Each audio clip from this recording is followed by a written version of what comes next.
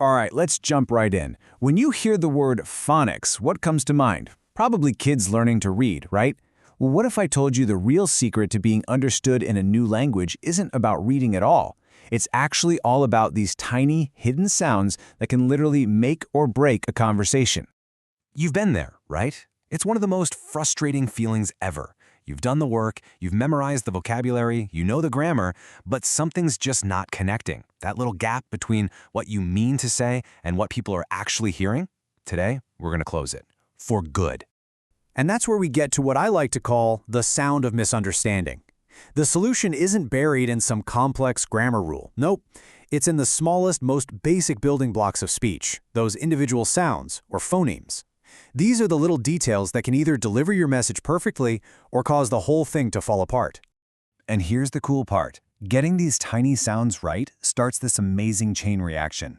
When you start making the sounds more accurately, your speech naturally gets clearer. As you get clearer, you start to hear the language better too. Your listening skills get sharper. That helps you pick up the natural flow and rhythm of the language. And what's the end result of all that? A massive, massive boost in your confidence. Okay, so what are these little troublemakers? Let's decode some of the most common hurdles that can trip up even really advanced speakers. You're probably familiar with some of these. Okay, look at this, a total classic. The difference between telling someone you saw a ship versus a sheep, well, it all comes down to a tiny fraction of a second in how long you hold a vowel sound.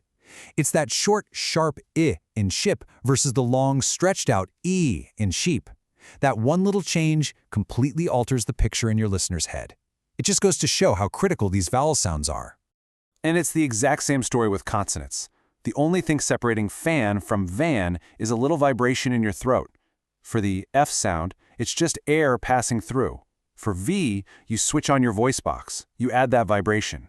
It's a tiny physical change, but if you miss it, you can cause some real confusion. Now, let's talk about the unsung hero, the secret weapon of natural-sounding English. It's called the schwa. It's that lazy, super common sound. It's pretty much everywhere, but we almost never talk about it. Seriously, nailing this one sound is what separates stiff, robotic speech from that smooth, natural rhythm. It's like the glue holding fluent sentences together. And then you've got consonant clusters. Think about the st in student or the pull in play. A really common habit is to stick a little vowel sound in there where it doesn't belong, breaking up the cluster. So instead of a smooth student, you might hear a student. It immediately breaks the flow and rhythm of the language. Okay, so we've laid out the problems. The big question now is, how do you actually fix them? And how do you do it without spending hours and hours on boring, repetitive drills? The key, my friend, is to make your practice directly connected to real conversation. This cycle right here is your roadmap to success. You start small with just one tiny sound. Practice it by itself. Then you put that sound into a few words. Then you put those words into full sentences. From there, you use those sentences in a simple conversation. And finally, you take it into the real world, like ordering a coffee. It's a step-by-step ladder that takes you from a single sound all the way up to confident communication. Look, the whole point is to get these sounds out of the textbook and into real, meaningful speech.